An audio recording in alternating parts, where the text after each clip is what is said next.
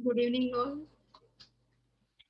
आज का मेरा टॉपिक है न्यूरोमस्कुलर इम्पेयरमेंट, यानी कि ज्ञान तंतु। जो हमारे तंत्रिका तंत्र है, वो ज्ञान तंतु की स्नायु की जो इम्पेयरमेंट है उसको न्यूरोमस्कुलर डिस्ट्रोफी या न्यूरोमस्कुलर इम्पेयरमेंट कहते हैं, जिसमें हमारे मस्तिष्क और हमारी जो करोड़रज्जु है, यानी कि हमारे पास पूरा एक तंत्र है जो हमारी संवेदनाओं को, हमारे विचारों को और हमारे जो भी हमारे मेरुदंडीय एवं मस्तिष्क दोनों में से एक इलेक्ट्रॉनिक वेव्स निकलते हैं जो हमें सब कुछ नॉलेज देते हैं। तो हमारे केंद्रीय तंत्रिका तंत्र और परिधीय तंत्रिका तंत्र दो विभाग में मानव का पूरा तंत्रिका तंत्र विभाजित है, जिसमें केंद्रीय तंत्रिका तंत्र में है मस्तिष्क एवं मेरुरज्जु है वो शामिल है।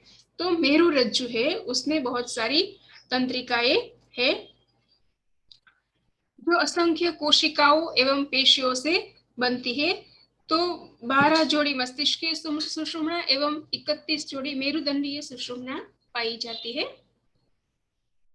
जैसे कि आप स्क्रीन पे देख रहे हैं कि ये हमारा स्पाइनल कॉर्ड है। तो ये स्पाइनल कॉर्ड केंद्रीय तंत्रिका तंत्र है, इसका एक भाग है जो वर्टेब्रल कैनाल से होकर जाता है और मस्तिष्क के जो अलग अलग पार्ट्स है, जैसे कि फोरामेन, मैग्नम के ऊपर से मेडुला, आंवला गाटा, ये सब मस्तिष्क के पार्ट्स है, उसका नाम है, वहां से ये गुजरती है। और वयस्क व्यक्ति में 18 इंच लंबी ये स्पाइनल कॉर्ड यानी कि मेरुरज्जु होती है। हमें देखना है कि ये पेशीय दुर्विकार यानी कि न्यूरोमस्कुलर इम्पेयरमेंट है क्या। तो हमारी जो पेशीय एवं हमारी कोशिकाएं है, हमारी पेशियां है, उसमें जो इम्पेयरमेंट आती है वो सिकुड़ जाती है, उसमें क्षीणता आती है। इसकी वजह से बहुत सारी डिफिकल्टीज, बहुत सारी समस्याएं आती है। तो ये पेशीय दुर्विकार का अर्थ होता है कि शक्ति क्षीण होना एवं पेशीय जो हमारी मांसपेशियां है उसमें अपक्षय होना। ये एक आनुवंशिक रोगों का समूह है, कोई एक रोग नहीं है, उसमें बहुत सारे रोग आते हैं, बहुत सारे इम्पेयरमेंट आते हैं, जिसमें हम आगे देखेंगे। जो गति को नियंत्रित करने वाली जो हमारी कंकालीय पेशियां होती है वो सिकुड़ जाती है, छींच जाती है, तो उसको हम पेशीय दुर्विकार कहते हैं। तो ये हमारा स्पाइनल कॉर्ड है। जो स्नायु मांसपेशीय विकलांगता यानी कि न्यूरोमस्कुलर इम्पेयरमेंट है, इसके अंतर्गत अलग अलग प्रकार की डिसेबिलिटीज, विकलांगता आती है, जिसमें है मस्तिष्कीय पक्षाघात यानी कि सेरेब्रल पाल्सी, मांसपेशीय क्षरण, मस्कुलर डिस्ट्रोफी हम उसको कहते हैं, फिर है द्विशाखी रीढ़, सेरेब्रोवेस्कुलर दुर्घटना और पोलियोमाइलिटिस। यानी कि ये 5 प्रकार की डिसेबिलिटीज के बारे में, विकलांगता के बारे में हम पढ़ेंगे, जिसमें हम पहला लेते हैं सेरेब्रल पाल्सी। यानी कि सेरेब्रल पाल्सी क्या है।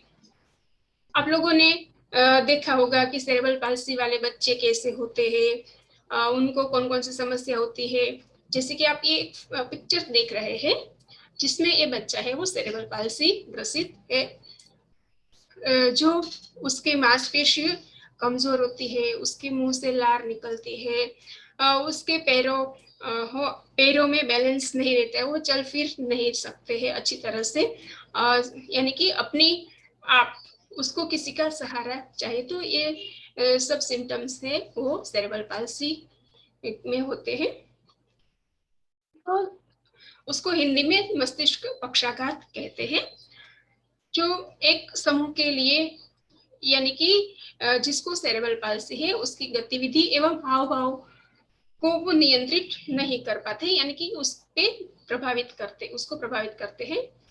और गतिविधि को यानी कि उसको कहीं जाना है, कुछ उठाना है, लेना है, पकड़ना है, तो उसकी जो भी गतिविधि है उसको नियंत्रित करने वाले जो मस्तिष्क के हिस्से है, यानी कि हमने आगे भी देखे थे मस्तिष्क के अलग अलग पार्ट से, तो उसको नुकसान होने की वजह से वो उस पर नियंत्रण नहीं कर पाते हैं।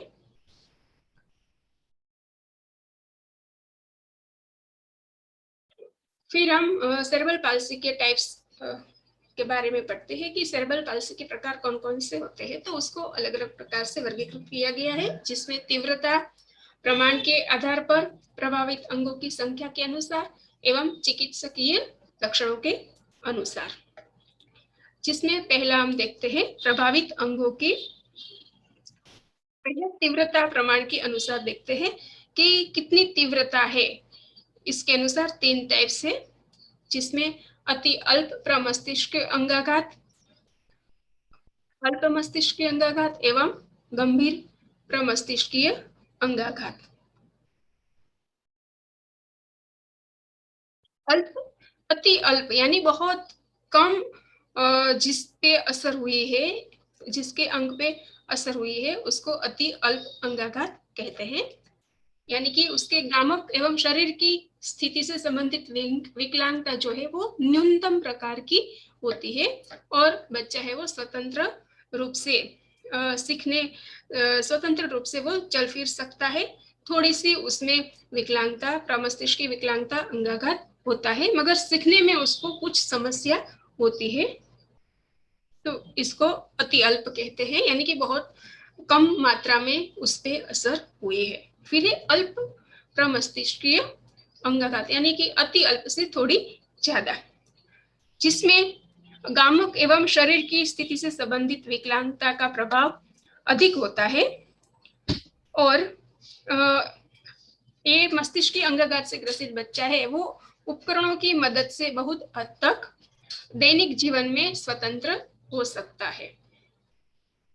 फिर है गंभीर प्रमस्तिष्कीय अंगाघात, जिसमें गामक एवं शारीरिक स्थिति से संबंधित विकलांगता पूर्णतया प्रभावित होती है, और इस अवस्था में इस प्रकार के बच्चे दूसरे पर निर्भर होते हैं, यानी कि संपूर्ण स्वतंत्र नहीं होते हैं, दूसरों पर निर्भर होते हैं। फिर हम देखेंगे कि प्रभावित अंगों के अनुसार प्रमस्तिष्क अंगाघात यानी कि सीपी का जो टाइप्स है उसमें ये 4 प्रकार है, डीप डिप्लेजिया, हेमीप्लेजिया, क्वाड्रिप्लेजिया एंड मोनोप्लेजिया। जिसमें आप चित्र से ही देख सकते हैं कि किस अंग में कौन सी डिफिकल्टीज होने की वजह से इसके टाइप्स हो सकते हैं। जिसमें मोनोप्लेजिया है, उसमें प्रमस्तिष्क के पक्षाघात में कोई एक हाथ या पैर प्रभावित होता है। फिर है हेमीप्लेजिया, इसमें व्यक्ति एक ही तरह के हाथ या पैर प्रभावित होते हैं। और डायप्लेजिया, दोनों पैर प्रभावित होते हैं, कभी कभी हाथ भी प्रभावित हो सकता है। पैराप्लेजिया, दोनों पैर प्रभावित हो सकते हैं। और क्वाड्रिप्लेजिया, जिसमें व्यक्ति का दोनों हाथ एवं दोनों पैर प्रभावित हो सकते हैं, यानी कि संपूर्ण शरीर प्रभावित हो सकता है, जैसे कि आपने ये चित्र में देखा, क्वाड्रिप्लेजिया, मोनोप्लेजिया, हेमीप्लेजिया एंड डिप्लेजिया। फिर है अफेक्टेड एरिया, यानी कि मस्तिष्क में कौन से पार्ट्स में कोई डिफिकल्टीज हुए, कुछ एरिया में क्या नुकसान हुआ है, इसके आधार पर 4 प्रकार किए गए हैं, जिसमें है स्पास्टिक, अटेक्सिक, डिसकाइनेटिक एंड मिक्स।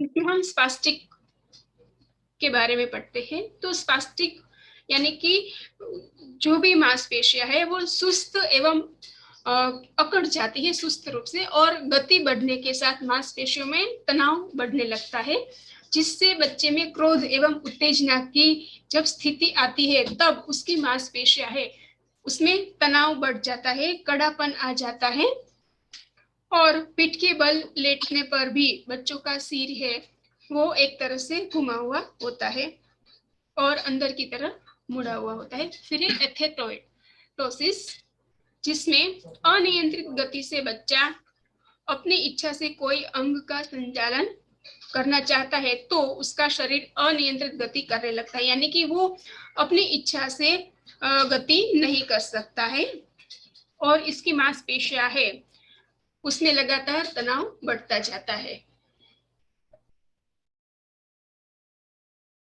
और ऐसे बच्चे हैं वो नन्हे बच्चों की तरह लचीले दिखते हैं। फिर है अटेक्सिया, जिसमें अस्थिर और अनियंत्रित गति हो सकती है और बच्चों का संतुलन खराब हो सकता है और बच्चे हैं वो बैठने एवं खड़े होने पे दिक्कत होती है, वो गिर जाते हैं, खड़े नहीं रह सकते हैं और मांसपेशियों का तनाव कम होता है और गामक विकास उसका पिछड़ा होता है। फिर मिश्रित यानी कि मिक्स है तो स्पास्टिसिटी एवं एथेटोसिस दोनों के जो सिम्टम्स हैं वो एक में ही दिखाई देते हैं। तो ऐसे बच्चे को हम मिश्रित प्रकार का प्रमस्तिष्कीय पक्षाघात है ऐसा कह सकते हैं। सिम्टम्स ऑफ सेरेब्रल पाल्सी यानी कि सेरेब्रल पाल्सी में हमने देखा कि उसको चलने फिरने में, मसल्स मूवमेंट में, मोटर बैलेंस में, मोटर बैलेंस का कंट्रोल नहीं कर सकते हैं, ईटिंग यानी निगलने में उसको दिक्कत हो सकती है, आई कोऑर्डिनेशन नहीं कर सकते हैं, स्पीच दिक्कत हो सकती है यानी कि स्पीच और इंटेलेक्चुअल एबिलिटीज में, बौद्धिक क्षमताओं में भी उसमें दिक्कत हो सकती है जो सेरेब्रल पाल्सी बच्चे हैं उसमें। फिर उसके रीजंस कौन कौन से, कॉजेस कौन कौन से हो सकते हैं, तो गर्भावस्था के दौरान अगर उसको रूबेला, माता को रूबेला हुआ है, साइटोमेगालोवायरस या ऐसी कोई भी मस्तिष्क की क्षति के कारण प्रमस्तिष्कीय पक्षाघात हो सकता है। फिर है ऑक्सीजन कम मिलने की वजह से भी ऑक्सीजन जन्म के समय उसको ऑक्सीजन कम मिला है, समय के पूर्व जन्म हुआ है, फिर वेट लॉस है, फिर प्रसव के दौरान ऑक्सीजन की कमी, आरएच बीमारी यानी कि माँ के रक्त और उसके भ्रूण के बीच की जो रक्त है उसमें असंगति है, मस्तिष्क, इसकी वजह से मस्तिष्क को नुकसान पहुंचता है और अन्य कोई भी जन्मजात कुरूपताएं एवं विकृतियां, आनुवंशिक बीमारी एवं क्रोमोसोम की वजह से भी ये असामान्यता एवं शारीरिक जन्मजात कमियां की वजह से सेरेब्रल पाल्सी हो सकती है। फिर इसका निदान कैसे करेंगे, तो ये मस्तिष्क की पक्षाघात है तो उसकी मांसपेशियां है वो ढीली होंगी यानी कि वो कुछ भी लेने के लिए उसकी जो गामक डेवलपमेंट है वो कम होगा, इसलिए उसकी मांसपेशियां ढीली होंगी, इसलिए वो निष्क्रिय दिखाई देते हैं और बच्चों में उसकी सख्त मांसपेशियां होती है जिसकी वजह से मांसपेशी, ये बच्चा है वो मांसपेशी के परिवर्तनीय स्वास्थ्य वाला यानी कि उसमें वो परिवर्तन नहीं कर सकता है, जैसे कि स्पास्टिसिटी का प्रकार है तो उसके अवयव है, उसकी मांसपेशियां है वो जकड़ जाती है तो वो जल्दी से उसमें परिवर्तन नहीं कर सकते। फिर उसका निदान करने के लिए एमआरआई यानी कि मैग्नेटिक रिजोनेंस इमेजिंग के द्वारा बच्चे के गर्भ, माता के गर्भ में बच्चा है उसका एमआरआई, कंप्यूटेड टोमोग्राफी यानी सीटी स्कैन एवं अल्ट्रासाउंड जैसे जैसे संसाधनों से उसका निदान कर सकते हैं, डायग्नोसिस कर सकते हैं एवं ब्रेन इमेजिंग परीक्षण के द्वारा भी मस्तिष्क पक्षाघात का कारण की पहचान कर सकते हैं। फिर उसकी ट्रीटमेंट क्या क्या हो सकती है, तो physical therapy, surgery, medication, stem cell injection एवं other alternative therapies. Physical treatment, भौतिक चिकित्सा में हम उसकी जो पेशियां है उसके कौशल्यों को बढ़ाने के लिए बैठने एवं चलने की अलग अलग एक्सरसाइज करवा के उसमें उसकी मांसपेशियों को एक्सरसाइज देते हैं जिससे वो अच्छी तरह से उसकी जो सिकड़ी हुई जो अवकुंचन हो गई है वो मांसपेशियां सही से काम करे यानी कि इसको हम क्योर नहीं कर सकते हैं, मगर अलग अलग ट्रीटमेंट के, अलग अलग चिकित्सा के आधार पर उनको हम थोड़ा रोक सकते हैं। ऐसी इम्पेयरमेंट को आगे बढ़ने से हम रोक सकते हैं और उसकी जो मांसपेशी है उसकी ताकत को हम बेहतर कर सकते हैं। फिर ब्रेसेस, स्पिल्टन एवं कास्ट का प्रयोग भी कर सकते हैं।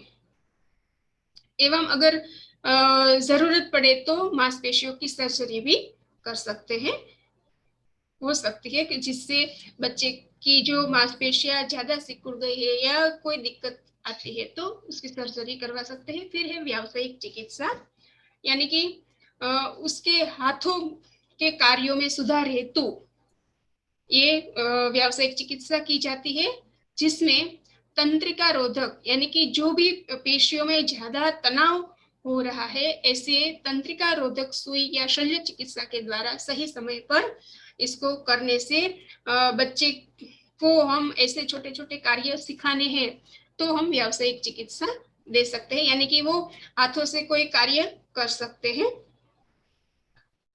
फिर इस अगर इसके निदान और उपचार एवं हमें प्रिवेंशन करना है तो टॉर्च चिकित्सा के आधार पर भी, टॉर्च थेरेपी के आधार पर भी उसका प्रिवेंशन कर सकते हैं। फिर है उसका शैक्षणिक प्रबंधन, यानी कि अगर ऐसे सीपी बच्चे हैं तो उसको स्पेशल स्कूल में भेजेंगे, स्पेशल ट्रेनिंग देंगे, यानी कि 1-to-1 उसको 1 टीचर 1 स्टूडेंट के हिसाब से उसको एजुकेशन दिया जाएगा। स्पेशल स्कूल फिर इंक्लूसिव स्कूल दोनों में उसका शैक्षणिक प्रबंधन हो सकता है, ये बच्चा पढ़ सकता है। इसका IQ नॉर्मल भी हो सकता है, हाई भी हो सकता है। ऐसा नहीं है कि सीपी बच्चे हैं तो वो इंटेलेक्चुअल डिसेबल ही है, मगर इनमें मांसपेशीय क्षरण है, यानी कि उसकी मांसपेशियां सही से काम नहीं कर रही, इसलिए वो आगे काम नहीं कर पा रहे हैं। तो ऐसे स्पेशल बच्चे हैं वो शिक्षा में भी आगे बढ़ सकते हैं। फिर दूसरा टॉपिक है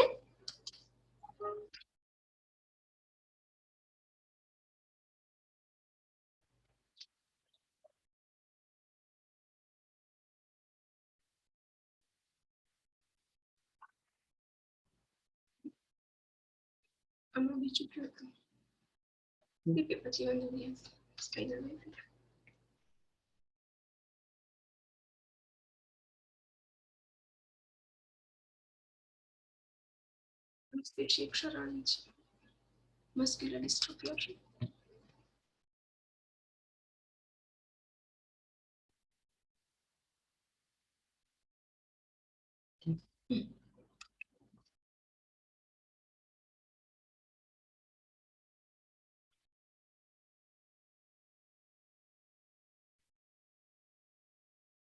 और दूसरा है स्नायु मांसपेशी विकलांगता का दूसरा प्रकार है मांसपेशीय क्षरण, यानी कि मस्कुलर डिस्ट्रोफी।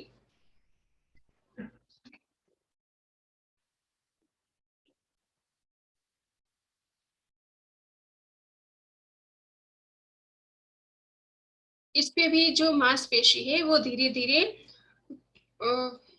कमजोर होने लगती है और ऐसे मस्कुलर डिस्ट्रोफी वाले बच्चे हैं उसको चलने फिरने उठने बैठने में परेशानी होती है और इसका विकास है वो मांसपेशियों का विकास रुक जाता है और स्केलेटन मसल्स, यानी कि जो कंकालीय पेशियां है वो नष्ट होने लगती है और उसकी मांसपेशियां कमजोर होने लगती है, जिससे उसका मस्तिष्क एवं स्नायु तंत्र के मध्य उसका सामंजस्य है वो बिगड़ने लगता है और प्रोटीन बनने की क्रिया है वो बाधित होने लगती है। उसको मांसपेशीय क्षरण कहते हैं, मस्कुलर डिस्ट्रोफी। मस्कुलर डिस्ट्रोफी के अलग अलग प्रकार से, जिसमें है Duchenne Becker, myotonic, congenital, limb girdle, facio scapular, ये अलग अलग है, हम आगे देखते हैं इसके बारे में। ये है मस्कुलर डिस्ट्रोफी का पहला, डचेन मस्कुलर डिस्ट्रोफी, जिसमें आप चित्र देख सकते हैं कि उसकी मसल्स है वो धीरे धीरे कमजोर होती जाती है, उसकी मसल्स कम का क्षरण हो जाता है, यानी कि वो नष्ट होती जाती है। तो 5 साल से कम उम्र के बच्चे में ये होती है और 12 साल की उम्र में ही चलने फिरने में भी असमर्थ हो जाते हैं, यानी कि सबसे ज्यादा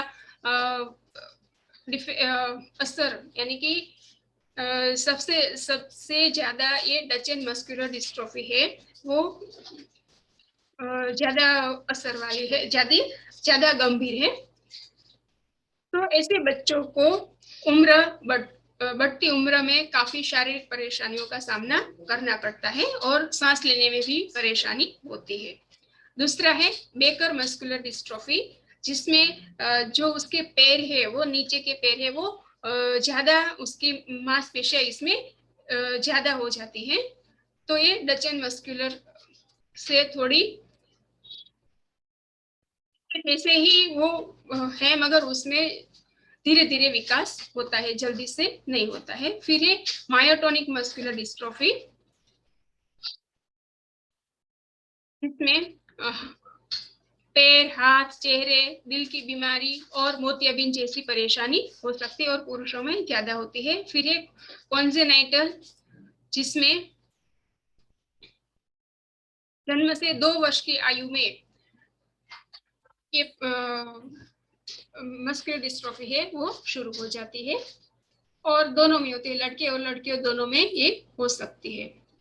फिर है फेसियो सेपुलो ओमेरल, जिसमें चेहरे, कंधे और ऊपरी बाह की हड्डी से ये शुरू होती है और किशोरावस्था और शुरुआती वयस्कता में ये होती है। फिर है एमरी ड्रेफन, ये इसमें ये पुरुषों को ही ज्यादातर प्रभावित करती हो और धीरे धीरे विकसित होती है और इस बीमारी के शुरुआती चरण में मांसपेशियां संकुचित होने लगती है और बाद में ये संकुचन छाती एवं पेल्विक मांसपेशियों तक फैलता है। फिर ये ओक्यूलोफेरिंजन, यानी कि इस प्रकार की मस्कुलर डिस्ट्रोफी में पुरुष एवं महिला दोनों को धीरे धीरे होती है और आंख और चेहरे की मांसपेशियों में कमजोरी आने लगती है और 40-70 की उम्र के बीच इसको देखा जाता है। फिर है लिम्ब गर्डन, जिसमें कंधे की मांसपेशियां सबसे पहले प्रभावित होती है और आगे हाथ और पैरों तक ये फैल जाती है और आधी उम्र तक से लेकर वयस्क होने तक लोग सबसे अधिक इसमें पीड़ित होते हैं। फिर डिस्टल, जिसमें बाह की कलाई, हाथों, निचले पैरों और पैरों की मांसपेशियों को प्रभावित करता है और पुरुष और महिला दोनों में ये दिखाई देता है। इसके कारण कौन कौन सी समस्याएं हो सकती है मस्कुलर डिस्ट्रोफी की वजह से, जैसे कि हृदय संबंधी समस्याएं, चलने में समस्याएं, सांस लेने में, रीढ़ की हड्डी का कठोर होना एवं निगलने की समस्या हो सकती है।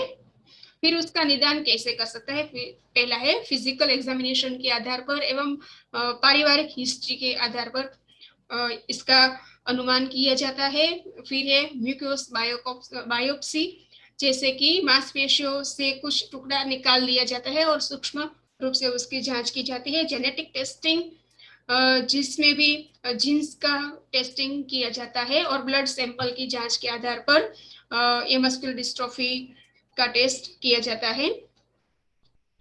फिर एंजाइम, जिसमें है रक्त में क्रिएटिन किनासे यानी कि सीके छोड़ती है, तो रक्त में किसी भी अन्य मांसपेशियों की उपस्थिति के बिना उसका उच्च स्तर मस्कुलर डिस्ट्रोफी का संकेत देता है। तो ये भी एक प्रकार का टेस्ट है। इलेक्ट्रोमोग्राफी, जिसमें हड्डी के ढांचों की मांसपेशियों द्वारा उत्पादित विद्युत गतिविधि यानी कि इलेक्ट्रिकल एक्टिविटी को रिकॉर्ड करने और इनका मूल्यांकन करने के लिए ढांचे की मांसपेशी में एक इलेक्ट्रोड सुई डाला जाता है। फेफड़ों की निगरानी की जाती है, हृदय की निगरानी की जाती है, यानी कि उसके हृदय के कार्यों का पता लगाया जाता है। तो इसके आधार पर मस्कुलर डिस्ट्रोफी है या नहीं ये देखा जाता है।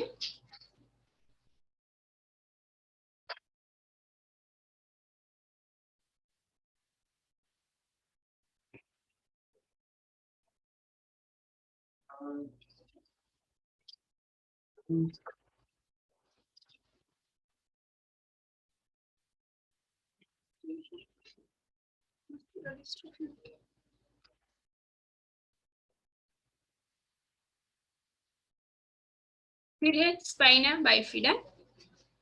स्पाइना यानी कि हमारा जो स्पाइनल कॉर्ड है, इसमें दो पार्ट्स बन जाते हैं, यानी कि बाइफिडा, द्विशाखी रीढ़, उसको हिंदी में द्विशाखी रीढ़ बोलते हैं। यानी कि दरार युक्त रीढ़ या मेरु रज्जु का पूरी तरह घिरा न होना, उसको स्पाइनल बाइफिडा कहते हैं। जिसमें दरार की वजह से नीचे की पेशियां कमजोर हो जाती है और नीचे के हिस्से में लकवा हो जाता है, जिससे संवेदनशीलता है वो हमारी कम हो खत्म हो जाती है। तो ये है हमारा स्पाइनल कॉर्ड। जैसे भी पहले भी हमने देखा था कि ये स्पाइनल कॉर्ड है, हमारी मेरुरज्जु है, तो उसने ये एक थैली जैसे बाहर से निकल जाता है। ये दूसरा पिक्चर है, उसमें जो डेवलपमेंट होता है, हम बच्चा जब गर्भ में होता है तब पहले महीने में, यानी कि 21 दिवस का जो बच्चा है उसका स्पाइनल कॉर्ड पहला दिखाई देता है, तो वो धीरे धीरे बंद होता जा रहा है, डेवलपिंग स्पाइनल कॉर्ड है। और 22 दिवस में ये थोड़ा बंद हो गया, फिर ये थोड़ा सा खुला रहता है, तो उसको स्पाइनल बाइफिडा कहते हैं, यानी कि वो पूरी तरह से बंद नहीं हुआ है। इसकी वजह से अंदर,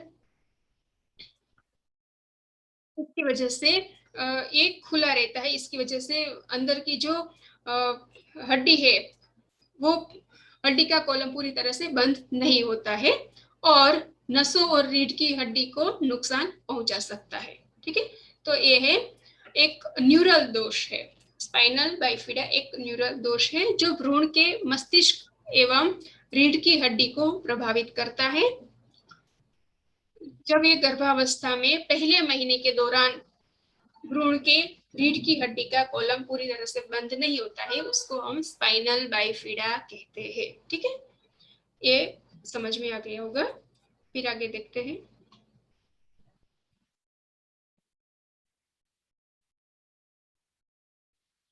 उसके टाइप्स, स्पाइनल बाइफिडा के अलग अलग प्रकार हैं, जिसमें है माइलो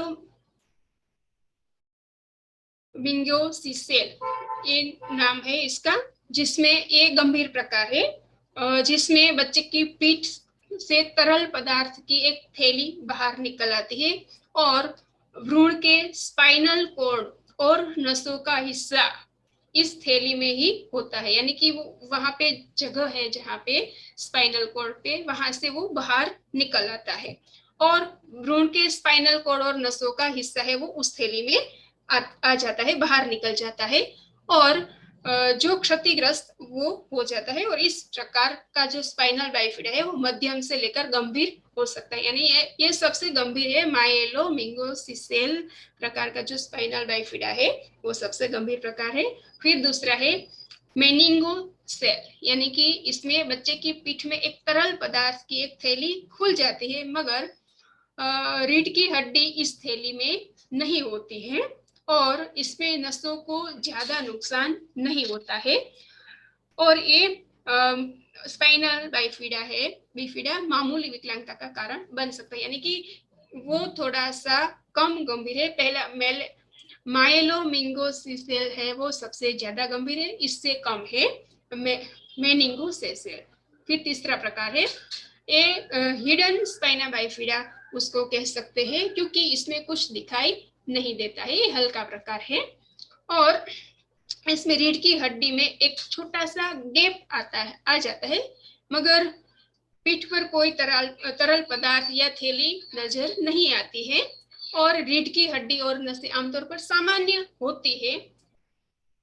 और जब बच्चा है वो वयस्क होता है तब तक इसका पता भी नहीं चलता है, तो इसको इसलिए उसको हिडन स्पाइना बाइफिडा भी कहते हैं। फिर इसका रीजन क्या हो सकता है, कौन से कारण कॉजेस हो सकते हैं कि उसको स्पाइनल बाइफिडा होगा किसी को, तो इसका अनुमान के आधार पर ये अनुमान के आधार पर उसके कारण है वो पता लगाने की कोशिश की है। कि ये तंत्रिका ट्यूब के पूरी तरह से बंद नहीं होने से होता है, वो पता है, मगर उसमें क्या रुकावट आती है कि जिसकी वजह से स्पाइनल कॉर्ड है वो बंद नहीं होता है, उसमें क्या रुकावट आती है। तो ये न्यूरल ट्यूब डिफेक्ट, यानी कि जो उसकी वो ट्यूब है वो बंद नहीं होती है, ये डिफेक्ट है जो जन्मजात है, यानी कि वो जन्म से ही आया है, इसलिए जन्मजात दोष है। तो मस्तिष्क एवं रीढ़ की हड्डी इससे प्रभावित होती है, ये पता है, ठीक है। इसके कुछ अनुमान के आधार पर ये रीजन पाए गए हैं, जिसमें आनुवंशिक हो सकते हैं, फिर गर्भावस्था के दौरान कोई पोषक खाद्य पदार्थों की कमी की वजह से हो सकता है, शराब का सेवन, कैफीन का सेवन, शरीर में विटामिन सी, बी, जिंक व फोलिन की कमी की वजह से हो सकता है, वातावरणीय कारक जैसे कि वायु प्रदूषण, कीटनाशक का उपयोग, मधुमेह, मोटापा, एवं एक ऐसा भी रिसर्च है कि जब फोलिक एसिड गर्भावस्था के दरमियान फोलिक एसिड की कमी हो तो भी ये स्पाइनल बाइफिडा हो सकता है, ठीक है। फिर इनके लक्षण क्या क्या पाए जाते हैं, जैसे कि पहला हमने प्रकार देखा कि उसके प्रकार है माइलोमिंगोसिस सेल, तो उसके लक्षण कौन कौन से हो सकते हैं, जिसमें बच्चे की पीठ पर तरल पदार्थ की एक थैली उभर आती है, तो वो दिखाई देती है, जिसमें रीढ़ की हड्डी होती है, ये दिखाई देने वाला लक्षण है। तो इसके आधार पर हम देख सकते हैं कि इसको स्पाइनल बाइफिडा हो सकता है। एवं मल मूत्र पर नियंत्रण नहीं रहता है, फिर लॉस ऑफ सेंसेशन, उसमें सेंसेशन की कमी आंशिक या पूरी तरीके से उसमें लॉस ऑफ सेंसेशन हो सकता है, स्टूल इनकॉन्टिनेंट या बोवेल ऑब्स्ट्रक्शन, ये भी उसके रीजन हो सकते, ये उसके लक्षण है। फिर पैरों को लकवा मार जाना, पैरालिसिस हो सकता है, नवजात शिशु के पैरों में लकवा, कमजोरी महसूस होना, इंटेलेक्चुअल डिसेबिलिटी हो सकती है, और अन्य लक्षण में पैरों के आकार में बदलाव, जैसे कि क्लब फुट, वो आपने देखा हो कि दो पैर है वो एक साथ है तो क्लब फुट, टेढ़े मेढ़े पैर है, एवं खोपड़ी में तरल पदार्थ का जमाव, यानी कि हाइड्रोसेफालिस बच्चे भी हो हाइड्रोसेफालिस यानी कि उसका मस्तिष्क बड़ा होगा, तो माइलोमिंगोसिस सेल जो बाइफिडा है उसमें ऐसे ऐसे लक्षण दिखाई दे सकते हैं। फिर है मेनिंगोसिस सेल, जिसमें नसों की क्षति कम होती है, यानी कि ज्यादा नहीं होती है, न के बराबर होती है, और ये विकलांगता हल्के प्रकार का लक्षण इसमें नजर आता है, बहुत ज्यादा नहीं होता है। फिर ओकुल्टा में भी ऐसा भी है कि उसमें भी कोई विकलांगता नहीं दिखाई देती है, कोई खास प्रकार के लक्षण नहीं नजर आते, यानी कि जो एक प्रकार है उसी में ही ज्यादा ये माइलोमिंगोसिस सेल है, वही एक गंभीर है, उसमें ही ज्यादा दिखाई देता है, और उसी में ज्यादा प्रॉब्लम्स बच्चे को होती है, दूसरे में कम होती है। फिर इसका इलाज क्या हो सकता है, ये जन्मजात बीमारी है तो इसका इलाज हम नहीं कर सकते हैं, मगर कुछ इलाज इसके लिए है, वैकल्पिक इलाज है, जिससे बच्चे की जो समस्या है उसको हम कम कर सकते हैं, जिसमें एक टीम बनाई जाती है, paediatrician, paediatric surgeon, neurosurgeon, neurologist एवं पीडियाट्रिक ऑर्थोपेडिक सर्जन, उसकी एक टीम है जो उसकी सर्जरी करती है और अलग अलग प्रकार की ट्रीटमेंट के आधार पर ये स्पाइनल बाइफिडा को ठीक करने का प्रयत्न करती है। तो सर्जरी के आधार पर उसमें पहला है सर्जरी, तो घाव को बंद करने और संक्रमण को कम करने के लिए सर्जरी का सहारा लिया जाता है, और ये गर्भावस्था के दरमियान महिला की स्थिति के अनुसार डॉक्टर है वो सर्जरी करके भ्रूण की जो रीढ़ की हड्डी है उसमें सुधार कर सकते हैं। फिर जन्म के बाद extra urine post birth spinal surgery, यानी कि जन्म के 24 या 28 घंटे में ये सर्जरी की जाती है। इसमें बच्चे को एनेस्थीसिया दिया जाता है और पीडियाट्रिशियन, न्यूरोसर्जन एएमएमसी थैली को हटा देते हैं, यानी कि जो रीढ़ की हड्डी के बाहर जो थैली बाहर आई है उसको हटा देते हैं और स्पाइनल कॉर्ड की सुरक्षा के लिए आसपास के टिश्यू और स्किन को बंद कर लेते हैं। और सर्जरी के बाद बच्चे को न्यूबॉर्न इंटेंसिव केयर यूनिट में रखा जाता है, यानी कि जन्म के बाद उसको 24 से 28 घंटे में ये सर्जरी की जाती है, जिससे जो बाहर थैली आई है स्पाइनल कॉर्ड से उसको हटा के फिर वहां पे टिश्यू लगा के सर्जरी की जाती है। फिर है ऑर्थोपेडिक सर्जरी, यानी कि ऐसे बच्चे हैं तो उसको चलने में सुधार करने के लिए पैरों का ऑपरेशन की अगर जरूरत है तो ऑपरेशन के बाद फिजियोथेरेपी की सलाह, यानी कि ऑपरेशन के बाद भी बच्चा अच्छी तरह से चल सके इसके लिए फिजियोथेरेपी की सलाह के अनुसार उसको एक्सरसाइज देके ऑर्थोपेडिक सर्जरी करके फिर उसको सही करने का प्रयत्न किया जाता है। फिर व्हील चेयर, अगर कोई सर्जरी से या कोई ट्रीटमेंट कोई भी थेरेपी से वो सही नहीं होते हैं तो उसका वैकल्पिक इलाज ये है कि उसको व्हील चेयर दी जाए, क्योंकि ऐसे बच्चे अगर चल फिर नहीं सकते हैं तो उसको चलने में कठिनाई है तो उसकी सर्जरी नहीं हो सकती है, तो उसके लिए सहायक साधन के रूप में एक जगह से दूसरी जगह जाने के लिए व्हील चेयर का सहारा ले सकते हैं और जो उसकी समस्या है उसका थोड़ा सा समाधान इससे कर सकते हैं। फिर है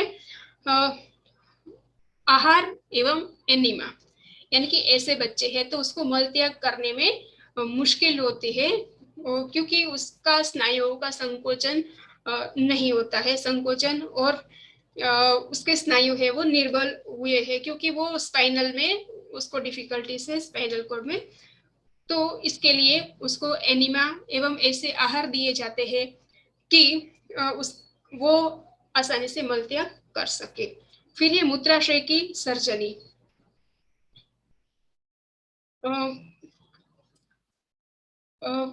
बच्चे हैं जो स्पाइनल बाइफिडा वाले बच्चे हैं उसको मूत्राशय में भी कंट्रोल नहीं रहता है, तो मूत्राशय का आकार बढ़ाने के लिए मांसपेशियों को कसने के लिए सर्जरी की जरूरत होती है, तो ये सर्जरी की जाती है जिससे उसको सामाजिक समस्या होती है, दूसरों के साथ रहने में भी उसको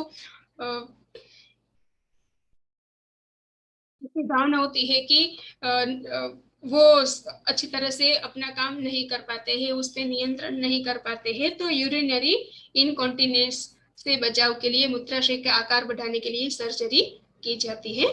फिर है कैथीटर का या पैड, यानी कि ऐसे मरीजों को मलमूत्र में नियंत्रण में काफी कठिनाई होती है और वो सामान्य लोगों की तरह बाथरूम जाने की क्षमता नहीं रखते हैं, इसलिए ऐसे लोगों को मलमूत्र के लिए डॉक्टर बैग या कैथीटर देते हैं और इसका उपयोग बच्चे के लिए काफी लाभदायी होता है एवं ऐसे बच्चों का समय समय पर नियमित रूप से किडनी, मूत्राशय और अन्य अंगों की भी जांच की जानी चाहिए।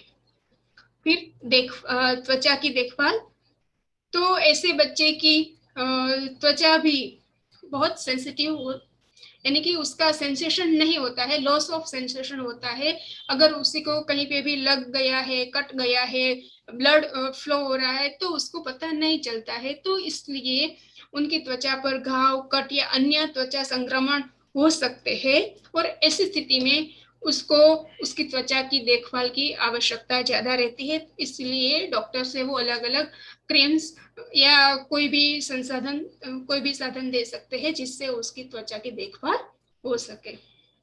और साथ में उसको कुछ सावधानियां भी रखनी चाहिए कि गर्म पानी से नहीं ज्यादा नहाना चाहिए, टाइट फिटिंग जूते नहीं पहनने चाहिए, ऐसी सलाह भी उसको दी जाती है जिससे उसकी त्वचा अच्छी बनी रहे। फिर है शारीरिक गतिविधि, यानी कि फिजियोथेरेपी, फिजिकल एक्सरसाइज, तो ऐसे बच्चों को जब जरूरत होती है तो उसको फिजिकल एक्सरसाइज, फिजियोथेरापी के आधार पर, उसकी मार्गदर्शन के आधार पर उसको व्यायाम करवाया जाता है।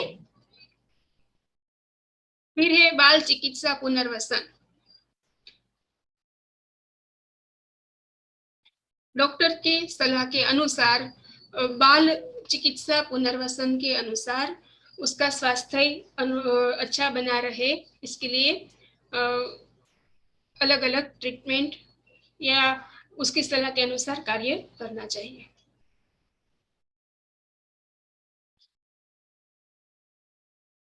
फिर अल्ट्रासाउंड, जैसे कि हम सबको पता है कि बच्चा गर्भ में होता है तब हम उसका मूवमेंट क्या है, उसका डेवलपमेंट कितना हुआ है, उसमें कोई डिफिकल्टीज है या नहीं है, कोई विकलांगता है या नहीं, वो हम पता कर सकते हैं। तो अल्ट्रासाउंड के आधार पर भी जब बच्चा गर्भ में होता है तब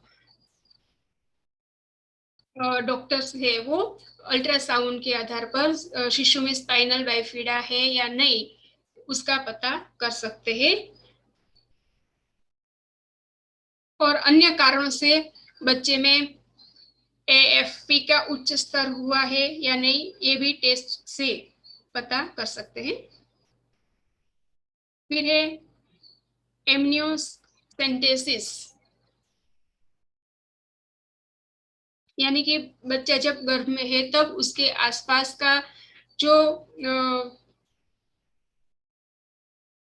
द्रव्य है उसके बारे में पता कर सकते हैं। और इसका एक छोटा सा नमूना लेकर उसमें AFP, यानी कि ये एक द्रव्य है, एक प्रोटीन है, वो कितना है, इसका स्तर कितना है, ज्यादा है या कम है, उसका पता करते हैं। फिर जन्म के बाद उसका निदान कैसे करेंगे, वो भी हमने आगे देखा कि उसके पीठ में एक थैली होती है, तो उसके आधार पर या अलग अलग सिम्टम्स के आधार पर हम उसका निदान कर सकते हैं। तो बच्चे की पीठ पर बालों का एक पैच या डिंपल होता है जो बच्चे के जन्म के बाद पहली बार दिखाई देता है। और बच्चे की रीढ़ और पीठ की हड्डियों के बारे में हमें ज्यादा जानकारी के लिए एक्सरे, MRI या CT स्कैन कर सकते हैं कि ये किसकी वजह से ऐसा हुआ है, रीढ़ की हड्डी या और कोई वजह से ऐसा पेच या ऐसे बाल दिखाई देते हैं।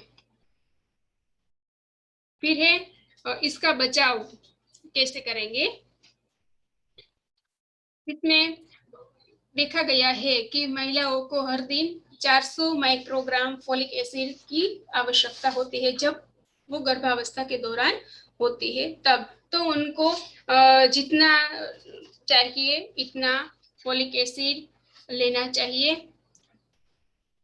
और डॉक्टर की सलाह के अनुसार जो भी न्यूट्रिशन की आवश्यकता है वो सभी दवाइयाँ ले लेनी चाहिए।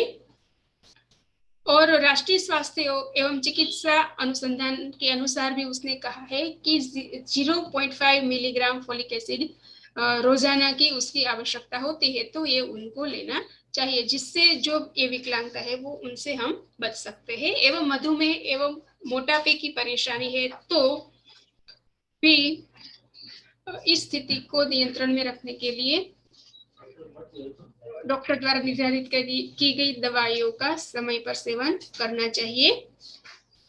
तापमान से बचना चाहिए। बुखार या अन्य बीमारी है तो उसका भी तात्कालिक समय पे उसको सही करना चाहिए। ठीक है, ये है स्पाइनल बाइफिडा।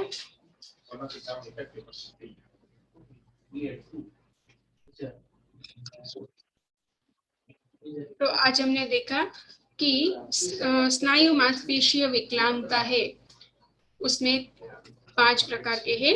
मस्तिष्कीय पक्षाघात, मांसपेशीय क्षरण, द्विशाखी रीढ़, सेरेब्रो वेस्कुलर दुर्घटना एवं पोलियोमाइलाइटिस। तो आज हम 3 के बारे में हमने पढ़ा है, तो 2 के बारे में हम आगे पढ़ेंगे।